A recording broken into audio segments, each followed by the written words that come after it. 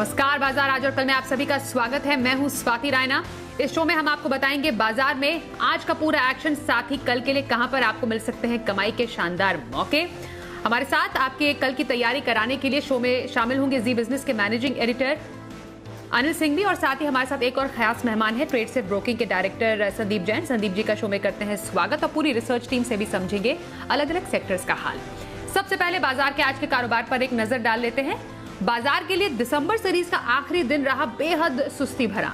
दिन भर सीमित दायरे में उतार चढ़ाव के बीच बाजार एकदम सपाट बंद हुए।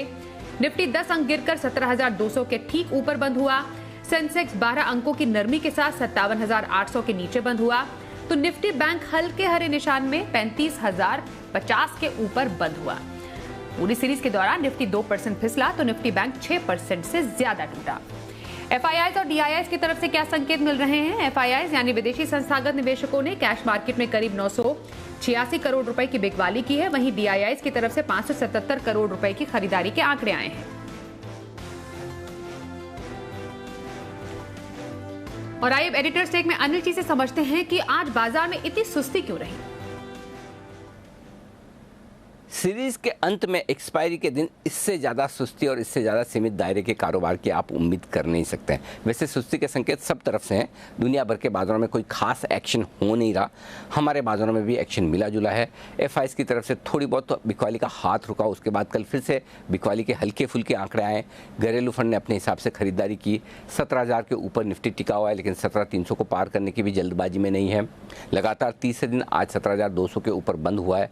बैंक निफ्टी 35,000 के ऊपर बंद होता है, लेकिन 35,200 के ऊपर बंद होने में निकल नहीं पा रहा। तो सारे इंडेक्स बहुत ही छोटे दायरे में आज दिन भर काम करके सुस्ती के साथ फ्लैट बंद हो गए। हल्के लाल निशान में रहे सेंसेक्स निफ्टी, हल्के हरे निशान में रहा बैंक निफ्टी। यही आज की रेंज थी। निफ्टी पर मुश्किल से 125 पॉइंट की रेंज दिन भर के लिए दिखी। बैंक निफ्टी में भी बहुत हल्का फुल्का कारोबार होता हुआ दिखा। स्टॉक स्पेसिफिक एक्शन जरूर था, उसकी दो बड़ी वजह। पहली, वायदा कारोबार की मंथली एक्सपायरी। स्टॉक्स फ्यूचर्स में भी आपको रोल ओवर्स देखने को मिलते हैं, तो जो कुछ एक्शन था रोल ओवर के आसपास ही था। थोड़ी बहुत इंडेक्स की रीबैलेंसिंग की वजह से सरकारी कंपनियों में एक्शन दिखा। मिड कैप स्मॉल कैप शेयरों में चुनिंदा खरीदारी एनएवी बढ़ाने के लिहाज से फंड्स की तरफ से भी होती हुई दिखी है। और स्पेशली जब बाजार इंडेक्स पर फिट हो और रेंज बाउंड हो तो फिर मिड कैप शेयरों का एक्शन थोड़ा बढ़ता है, तो वहाँ पर हल्की फुल्की चुनिंदा खरीदारी होती हुई दिखी है। लेकिन वॉल्यूम्स कम थे और इन थोड़े वॉल्यूम्स के बीच में सुस्ती के साथ आज बाजार ने अपना मंथली एक्सपायरी के दिन पूरा समय बिताया बेहद छोटी रेंज में। बिल्कुल, और कल के बाजार पर क्या रखें स्ट्रैटेजी समझेंगे अनिल जी से, लेकिन उससे पहले सेक्टर स्पेसिफिक हाल समझने के लिए हमारे सहयोगी वरुण दुबे हमारे साथ है। वरुण, सुस्ती भरा आज का रेंज बाउंड कारोबार बाजार में कहां पर सबसे ज्यादा एक्शन था, कहां पर थी सुस्ती? देखिए, पिछले कुछ दिनों से मार्केट जो है वो एक रेंज में कंसोलिडेट हो रहा था और आज भी इसी तरह का मूव देखने मिला। वॉल्यूम्स कम है तो उसका इम्पैक्ट कहीं ना कहीं देखा गया, लेकिन इस पूरे सीरीज में अगर आप देखेंगे तो निफ्टी में करीब 1.9% और बैंक निफ्टी में 6% के आसपास की गिरावट हुई। आज भी सेकेंड हाफ में थोड़े बहुत एक्सपायरी रिलेटेड मूव देखने मिले थे, लेकिन उसके बाद वो फिजल आउट हो गए और फ्लैट क्लोजिंग आज के बाजार में देखने मिली है। मार्केट पे जिसने दबाव बनाया उसमें दिग्गज रिलायंस था, इसके अलावा Bajaj auto, JSW steel, UPL जैसे काउंटर्स थे जहाँ पे दबाव था। एफएनओ में आरबीएल बैंक जैसे काउंटर्स थे। जो ओपनिंग अप थी में उसमें दबाव देखने मिला। डेल्टा कॉप को देख लीजिए, क्योंकि अब कहीं ना कहीं रिस्ट्रिक्शन फिर से लग रहे हैं, उसका इंपैक्ट है। जीएनएफसी, आईडीएफसी एफएनओ का हिस्सा बनेंगे, उसके पहले दबाव था। फोकस में हाल ही की लिस्टिंग सुप्रिया लाइफ साइंसेस थी। इसके अलावा पीएसयू काउंटर्स में आज तेजी थी, सीपीएससी रीबैलेंसिंग के चलते। ऑयल इंडिया में गजब की तेजी थी। राणे होल्डिंग, हमारी एक्सक्लूसिव रिसर्च और हिम्मत सिंघा सीट जो आपको 2022 का स्टॉक दिया गया उसमें अच्छी खासी तेजी थी। इसके अलावा IT counters, HCL Tech, Persistent में तेजी थी। निफ्टी में इंडसइंड बैंक, इसके अलावा जेके सीमेंट जैसे काउंटर्स है जहाँ पे गेंस देखने मिले। मिड कैप्स में काफ़ी सारे काउंटर्स है जैसे कि ग्राफाइट इंडिया, न्यूरेका, अनुपम रसायन, फैक्ट जैसे काउंटर्स है जहाँ पे भरपूर गेंस आज के ट्रेडिंग सेशन में देखने मिले हैं। तो कम वॉल्यूम वाला ट्रेड था, लेकिन हाँ एक क्योंकि छुट्टियों का सीज़न है इसके लिए भी कहीं ना कहीं कंसोलिडेशन जो है वो मार्केट में देखने मिल रहा है। दबाव थोड़ा मार्केट में ज़रूर था और पूरे वीक पूरे सीरीज़ अगर आप देखेंगे तो पूरे सीरीज़ में निफ्टी में करीब 1.9, बैंक निफ्टी में 6% के आसपास की गिरावट हुई है। आगे बढ़ते हैं और आज के एक्सपर्ट संदीप जी का अब रुख कर लेते हैं। संदीप जी, सबसे पहले हम आपसे समझना चाहते हैं कि अब बस एक दिन बाकी है इस पूरे साल को खत्म होने में और बाजार के लिए भी कल का दिन आखिरी दिन है इस साल का। तो फिलहाल आज की सुस्ती से क्या संकेत आपको आने वाले दिनों के लिए बाजार में लग रहे हैं? कल के लिए इंट्राडे पिक कौन सी लेकर आए हैं और हफ्ते भर का नजरिया कहाँ? बिल्कुल, देखिए ऑन द एक्सपेक्टेड लाइंस सुस्ती तो है, और बट कटान के दिन ऐसी सुस्ती थोड़ा सा समझ में कम आया, बट ओवरऑल मार्केट्स ने बहुत एक्शन पूरे महीने में दिखाया, और एफआईआईज की जो सेलिंग थी वहां पे भी थोड़ी थोड़ी अब कमी आने लगी है, so that is also positive thing. बाकी ग्लोबल मार्केट्स, हर मार्केट्स में थोड़ी सुस्ती है, बट स्टिल जो मिड कैप और स्मॉल कैप है वहां पे फुल एक्शन था। आज भी कई स्टॉक्स चले हैं जो कि हम लोग के चैनल में जो भी कवर करते हैं, या मैंने भी अगर कई जैन साहब के जेम्स में या दूसरे सेगमेंट में जो भी आ रहे हैं उन स्टॉक्स में भी बहुत एक्शन था। ऐसा नहीं है कि एक्शन ब्रॉडर मार्केट्स में नहीं था। सो मैं यही कहूंगा कि नई कटान है, बट ऐसा लगता है कि कल भी एक बार तेजी के साथ मार्केट खुलना चाहिए, और फिर नए साल में जब जाएंगे तो मुझे लगता है कि फिर बजट और फिर यूपी इलेक्शंस, इन सब पे नजरें बनी रहेगी। फिर जो रिजल्ट्स आने वाले आईटी स्टॉक्स के रिजल्ट्स आने शुरू हो जाएंगे, फिर क्वार्टरली रिजल्ट्स का महीना रहेगा जैन और फरवरी 15 तक। सो ओवरऑल काफी एक्शन आने वाला है इतनी बड़े विराम के बाद। आज जो स्टॉक में इंट्राडे एफएनओ पिक के तौर पे लाया हुआ है ओएनजीसी, ये स्टॉक देखिए आज ऑयल इंडिया काफी चला, सीपीएससी जो ईटीएफ है उसमें रीबैलेंसिंग के चक्कर में भी पीएसयू स्टॉक्स में काफी माहौल बना रहा। फिर क्रूड ऑयल काफी तेजी में है, तो इसके लिए मैंने ओएनजीसी लिया। 147 और 150 का टारगेट, 137 का stop loss. Intraday cash market pick के तौर पे मैं सीमेंट स्टॉक लाया हूं, एक सागर सीमेंट, जो कि 267 के लगभग बंद हुआ है, 285, 290 का टारगेट और 259 का स्टॉप लॉस। तो इंट्राडे कैश मार्केट पिक के तौर पे सागर सीमेंट। और पोजिशनल पिक के तौर पे मैं लाया हूं महिंद्रा लॉजिस्टिक्स, जो कि बेहतरीन लेवल्स पे है, अच्छा खासा सपोर्ट लेवल्स के आसपास खड़ा, ऊपर के लेवल से करेक्टेड भी है। तो पोजिशनली स्टॉक को लें 760 के टारगेट के लिए और 640 का स्टॉप लॉस। बिल्कुल सर। तो संदीप जैन की राय, इंट्राडे एफएनओ में ओएनजीसी में खरीदारी करने की सलाह, इंट्राडे कैश के तौर पर सागर सीमेंट्स में वो खरीदारी करने का सुझाव दे रहे हैं, और महिंद्रा लॉजिस्टिक्स पोजिशनल व्यू इसमें आप रख सकते हैं। फिलहाल कुछ और एक्सक्लूसिव रिसर्च की ओर बढ़ते हैं। आईटी कंपनियों के बायबैक पर ये रिसर्च हम आपको दिखाने वाले हैं, जिसके लिए हमारे साथ हमारे सहयोगी कुशल गुप्ता है। कुशल, अगले साल दिग्गज आईटी कंपनियां तगड़ा बायबैक कर सकती है, क्या कहता है रिसर्च? जी, तो आईटी कंपनियां लगातार फोकस में बनी हुई रहती हैं जब भी उनके बाईबैक की अनाउंसमेंट्स आती है, और बाईबैक्स मोर इम्पॉर्टेंटली क्यों ना हो। आप देखिए कंपनियों के पास, जो भी फ्रंटलाइन आईटी कंपनियां हैं उनके पास कैश बहुत सारा होता है, क्योंकि यहाँ पर जो फ्री कैश फ्लोज हैं वहाँ पर कंपनी काफ़ी बड़ी जनरेशन करती हुई दिखती है। इनफैक्ट अगर आप देखें तो टीसीएस, इन्फोसिस, विप्रो समेत एचसीएल टेक और टेक महिंद्रा के पास भरपूर मात्रा में कैश है एज ऑन सितंबर। अगर आप बुक्स की बात करें, मैं आंकड़ों की बात भी आपके साथ बाद में करूंगा, पर अभी आप देखिए 5 कंपनियों के पास कुल मिलाकर 1,30,000 करोड़ रुपए का कैश है एज ऑफ सितंबर 2021। इनफैक्ट पिछले 3 सालों में ऑलमोस्ट 2.25 लाख करोड़ के फ्री कैश फ्लो जनरेट किए हैं इन 5 कंपनियों ने। और अगर आप ट्रेंड भी देखें बाईबैक का, तो टीसीएस ने सबसे ज़्यादा 3 बाईबैक्स करते हुए नजर आए हैं। अमाउंट भी सबसे ज़्यादा है, करीब 16,000 करोड़ रुपए का हर साल इन्होंने ये बाईबैक्स किए हैं। और साथ ही विप्रो अगर आप देखें तो यहाँ पर भी 3 बारी बाईबैक होते हुए दिखे हैं। यह ट्रेंड जो है हमने 2017 ऑनवर्ड्स देखा है। अब यहाँ पर औसतन कितना परसेंट कैश जो भी इनके बुक्स पर है वो कितना यूज होता है बायबैक के लिए, यहाँ पर हमने कैलकुलेशन की तो 30% जो है ऑन एन एवरेज यहाँ पर कैश यूज होता नजर आता है बायबैक के लिए। और इस कैलकुलेशन के हिसाब से अगर आप देखें तो आने वाले समय में, या मोर इम्पॉर्टेंटली FY23 में लगभग 40,000 करोड़ रुपए के बाईबैक जो है ये कंपनियां अनाउंस करती हुई नजर आ सकती है।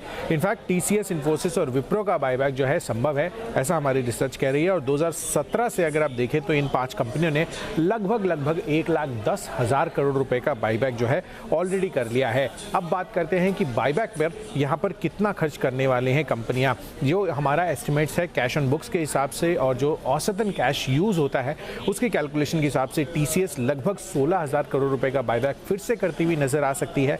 ऑलमोस्ट 50,000 करोड़ रुपए का कैश जो है कंपनी के पास है एज ऑफ सितंबर 2021, जहां पर हमने एवरेज लिया है क्या परसेंटेज ऑफ कैश यूज, लगभग 35% का।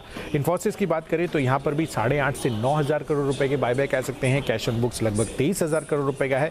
और अंत में विप्रो की बात करें तो यहाँ पर भी हमने ऑलमोस्ट 7,000 करोड़ रुपए का बायबैक हम अनुमान करके चल रहे हैं। और यहाँ पर कैश ऑन बुक्स जो है वो इन्फोसिस से भी ज्यादा है, लगभग 32,000 करोड़ रुपए का। तो ओवरऑल अगर आप देखें तो कैश ऑन बुक्स इतना हाई है, और जो बायबैक्स का परसेंटेज ऑफ कैश यूज है उसके बेसिस पर हम ये आपके सामने रिसर्च रख रहे हैं कि इतने लेवल्स का बायबैक जो है 40,000 करोड़ रुपए का टू बी प्रिसाइज FY23 में होता हुआ दिख सकता है आईटी कंपनियों की तरफ से। तो कुशल की इस एक्सक्लूसिव रिसर्च के बाद एक और एक्सक्लूसिव रिसर्च का हम रुख कर लेते हैं, जिसको लेकर हमारे साथ वरुण दुबे है। राणे होल्डिंग्स पर एक्सक्लूसिव रिसर्च है जो कि करीब 75% डिस्काउंट पर ट्रेड कर रहा है। बताइए वरुण, क्या है ये खास रिसर्च आपके पास? देखिए, वैल्यूएशन के लिहाज से अगर आप देखेंगे तो राणे होल्डिंग एक बहुत बड़े डिस्काउंट पे ट्रेड कर रहा है और ये डिस्काउंट है करीब 70 से 75% के आसपास का।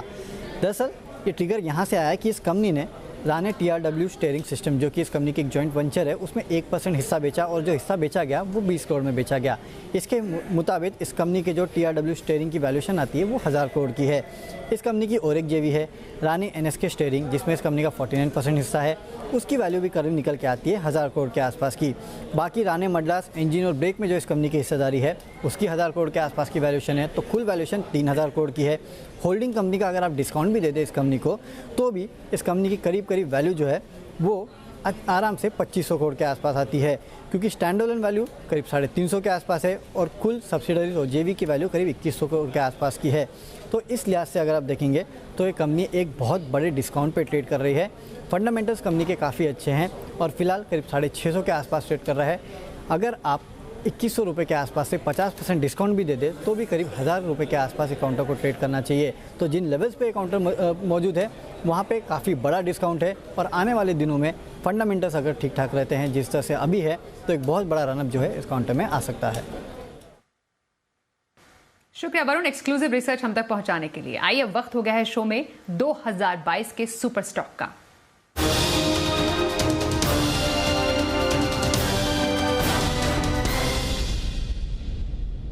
तो गहरी रिसर्च के बाद 2022 का सुपर स्टॉक लेकर एक बार फिर से हाजिर है हमारे सहयोगी आशीष चतुर्वेदी। बताइए।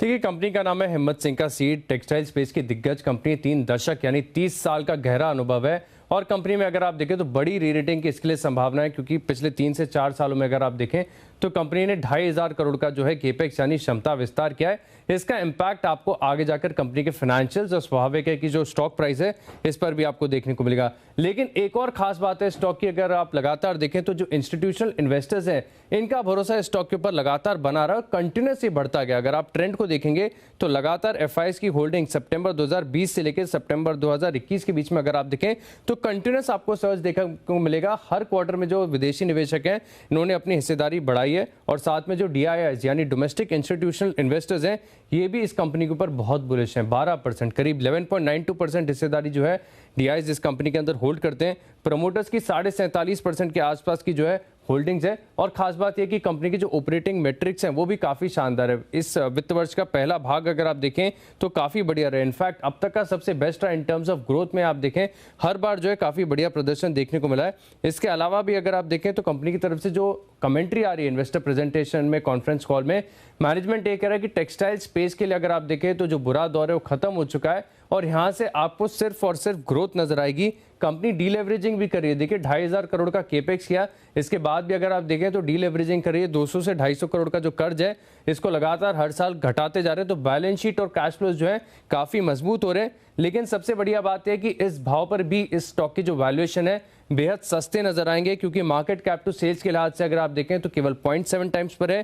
पीई है मुश्किल से 12 का और प्राइस टू बुक 1.5 टाइम्स का, यानी हर लिहाज से अगर आप देखें तो स्टॉक काफी बढ़िया है। फंडामेंटल्स तो मजबूत हैं। लेकिन इसके साथ अनिल जी की जो राय है स्टॉक के ऊपर वो भी जान लेते हैं। जो भरोसा मुझे एक ज़माने में सियाराम सिल्क मिल्स पर था 200 सवा 200 के लेवल पर, लगभग उन्हीं लेवल्स के आसपास ही वही भरोसा मुझे हिम्मत सिंह का पर। और ये दुगुना होने की ताकत रखता है। दोगुना यहाँ से। हाँ, पहली चीज़ तो ये कि बड़ी ब्रांड्स बना रहे हैं डिज्नी के साथ टाइप। अब डिज्नी के साथ टाइप तो कर लिया, लेकिन टाइप करने के लिए आपको सप्लाई करने के लिए भी तो कुछ चाहिए। 2500 करोड़ का एक्सपेंशन प्लान पूरा किया है, पूरा कर चुके हैं, कंप्लीट। तो जो इन्वेस्टमेंट करना था कर दिया। और उसी वजह से इनका डेट काफ़ी ज़्यादा था, 3000 करोड़। और मैनेजमेंट जो कहता है वो करता है। इनकी सबसे खास बात ये, तो उन्होंने ऑलरेडी डेट रिडक्शन प्लान अपना दे दिया। 500 करोड़ ऑलरेडी घटा चुके हैं, 3000 करोड़ से 2500 लिया है। धीमे धीमे डेट और कम होने वाला है। सो अब एक्सपेंशन प्लान इंप्लीमेंट हो गया, सामने आपका टाई अप हो गया, आपके सेल्स आएगी, आपका डेट कम होता जाएगा। और डेट जैसे कम होगा, 9% इनकी कॉस्ट डेट की है सर्विसिंग की, वो आपके सीधे सीधे प्रॉफिट में जुड़ेगी। तो ये दूसरी बड़ी चीज़ है। 2 साल की ऑर्डर बुक हाथ में है अभी इनके।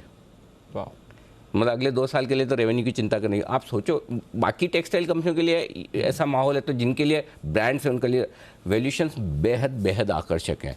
मतलब अगर आप अगले साल की अर्निंग पे देखें तो मुश्किल से मतलब क्या मार्केट कैप टू सेल्स के भी नीचे ट्रेड कर रहा है। मार्केट के मूड माहौल के साथ और 2022 में मार्केट कैसा रहे क्या रहे उस हिसाब से 300-350 रुपए के छोटे टारगेट दे रहा हूँ। बट मेरा ये मानना है कि अगर आपका व्यू है 2-3 साल आप नहीं देखना चाहते हैं, होल्ड करना चाहते हैं, तो इस स्टॉक को क्या है बेचिए मत, रिवाइज करते जाइए। तो मेरे ख्याल से अगला 1 साल 1.5 साल फाइनेंशियल परफॉर्मेंस के हिसाब से इस स्टॉक की री-रेटिंग कर सकता है। अब आपको बता दें कि कल जीएसटी काउंसिल की अहम बैठक होने वाली है। बैठक का एजेंडा और किन बड़े फैसलों की उम्मीद है, इस पर बातचीत करने के लिए हमारे से हो गया अमरीश पांडे हमारे साथ है। अमरीश, साल का आखिरी दिन और साथ ही जीएसटी काउंसिल की 46वीं बैठक, क्या खास हो सकता है? जी, कल जीएसटी काउंसिल की बैठक है, 46वीं बैठक है, जिसकी अध्यक्षता करेंगी वित्त मंत्री निर्मला सीतारमण। इसमें सभी प्रदेशों के जो काउंसिल के मेंबर्स हैं वो शामिल होंगे। और कल की बैठक 2 मामलों में बिल्कुल अहम है। पहला तो ये कि जो स्लैब्स हैं उनको घटाने पर विचार किया जाता है, और दूसरा ये कि बहुत दिन से चर्चा में जो था GST on footwear and textile industry, इसको भी होल्ड किया जा सकता है। अगर हम जीएसटी के स्लैब्स की बात करते हैं तो फिलहाल जीएसटी के 4 स्लैब्स हैं, 5%, 12%, 18% और 28%। 28% का जो टैक्स है वो लग्जरी आइटम्स पे लगाया जाता है, जिस पर कि एक सेस भी लगता है। जो काउंसिल में प्रस्ताव है वो इस बात पर है कि इन दो जो बीच के जो स्लैब्स हैं 12 और 18% वाले, इनको जोड़कर एक नया स्लैब बनाया जाए। मतलब कुल मिला के सिर्फ 3 स्लैब रखे जाएंगे, एक कम वाला, दूसरा एक बीच वाला और तीसरा एक लग्जरी आइटम वाला। जो बीच का जो स्लैब है 12 से 18 वाला, उनको या तो 12% किया जा सकता है या तो वो 18% हो सकता है, या फिर इन दोनों को हटाकर 15-16% के बीच का एक स्लैब निर्धारित किया जा सकता है, जिसको लेकर जीओएम बनाई गई थी। उस जीओएम ने अपनी रिपोर्ट दे दी है और उस रिपोर्ट को कल की काउंसिल की बैठक में प्रस्तुत किया जाएगा और उस पर चर्चा होगी। जो रोल बैक की बात किया जा रही है तो टेक्सटाइल और फुटवेयर इंडस्ट्री है उस पर जो जीएसटी था वो 5% से बढ़ाकर 12% कर दिया गया था, और कई सारे स्टेट्स ने इसको लेकर विरोध जताया है। यहाँ तक कि इंडस्ट्री बॉडीज़ ने भी कई सारी मीटिंग्स की हैं, और संभव है कि कल की बैठक में इसको होल्ड करने पर फैसला लिया जा सकता है, ताकि आने वाले दिनों में एक नई कमेटी बनाई जाएगी और उस कमेटी की जो रिपोर्ट आएगी उसके हिसाब से इस पर विचार किया जाएगा कि दोबारा इसको किस रेट में लाना है, बढ़ाना है या नहीं बढ़ाना है। तो कुल मिलाकर कल की बैठक बहुत अहम है और इससे नए साल के एक तोहफे की तरह हम देख सकते हैं। कल के बाजार पर क्या रहे खास तैयारी और बाजार के लिए अहम संकेत, समझते हैं अनिल जी से। कल से हम जनवरी सीरीज की शुरुआत करेंगे। जनवरी सीरीज इसलिए सबसे ज़्यादा अहमियत वाली है क्योंकि बजट जो 1 फरवरी को आता है उससे पहले जनवरी सीरीज में बजट को लेकर उम्मीदें, आशाएं बनने लगती है और उसके पहले एक्शन पूरा होते दिखता है। दूसरा, जनवरी सीरीज की अहमियत इस लिहाज से भी है कि दुनिया भर में एफआईज की तरफ से एमर्जिंग मार्केट्स में, भारतीय बाजारों में फंड्स का अलोकेशन होने लगता है। इस वक्त जब पिछले 2 महीने एफआईज की बिकवाली के लिए आज से बड़े दर्दनाक रहे हैं, तो ऐसे में ये बहुत ज़रूरी कि एफआईज कितना फंड्स अलोकेट करेंगे भारतीय बाजारों के लिए, देखना इंटरेस्टिंग होगा। तो ये 2 बड़े ट्रिगर हैं जिनके दम पर हम एक्शन करने की कोशिश करेंगे। लेकिन जहाँ तक कल के बाजारों का सवाल है, साल का आखिरी दिन है, आप हम पूरी दुनिया 31 दिसंबर और 1 जनवरी मनाने के मूड में, नए साल के मूड में। वॉल्यूम्स नेचुरली कम होंगे, बहुत ही कम, लेकिन इन कम वॉल्यूम के बीच में 17,075, 17,150 निफ्टी पर तुरंत सपोर्ट का काम करेगा और 17,275 से 17,350 ऊपरी स्तरों पर रुकावट। बैंक निफ्टी का जहाँ तक सवाल है 34,700, 34,850 सपोर्ट के तौर पर रहेगा कल, और ऊपरी स्तरों पर 35,325, 35,475 ये रेंज में रहने की उम्मीद है। कोई बड़ा एक्शन न ग्लोबल मार्केट्स में उम्मीद कर रहे हैं हम, न हमारे मार्केट्स में उम्मीद कर रहे हैं। तो कम वॉल्यूम्स के बीच कैश मार्केट के स्टॉक्स में, मिड कैप स्मॉल कैप शेयरों में कल एक्शन फिर से बढ़ेगा। 9 स्टॉक्स कल से वायदा कारोबार में नए शामिल होने जा रहे हैं, वहाँ पर भी थोड़ा एक्शन हुआ है, थोड़ा और होगा। तो ओवरऑल कल बजाय ब्रॉडर मार्केट के स्टॉक स्पेसिफिक एक्शन पर रखिएगा फोकस। आइए अब देखते हैं कल का ऑप्शन।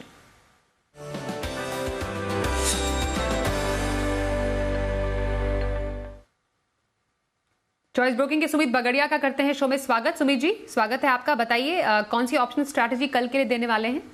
Good evening Swati. देखिए, कल के लिए मेरे पास 2 ऑप्शन है, दोनों ऑप्शन तेजी की साइड के हैं। मेरे को लग रहा है कि तेजी देखने को मिलनी चाहिए। तो जो पहला ऑप्शन कॉल है वो है टाइटन। टाइटन में एक स्ट्रेंथ देखने को मिल रही है। टाइटन यहाँ से ऊपर का मूव दिखाना चाहिए। 2440 का कॉल 80 रुपए के आसपास लेने का समय रहेगा। 60 रुपए का इसके अंदर स्टॉप लॉस लगाए।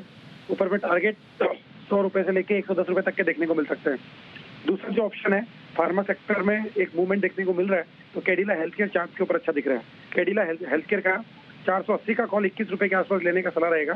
16 रुपए का इसके अंदर स्टॉप लॉस लगाएं, टारगेट 26 से 30 रुपए तक का देखने को मिल सकता है। जी बहुत शुक्रिया सुमित जी, शो में शामिल होने के लिए। ऑप्शन स्ट्रैटेजी आपने बताई। संदीप जी आपके पास आ रहे हैं, और लॉन्ग टर्म का नजरिया कहां पर रखा जा सकता है?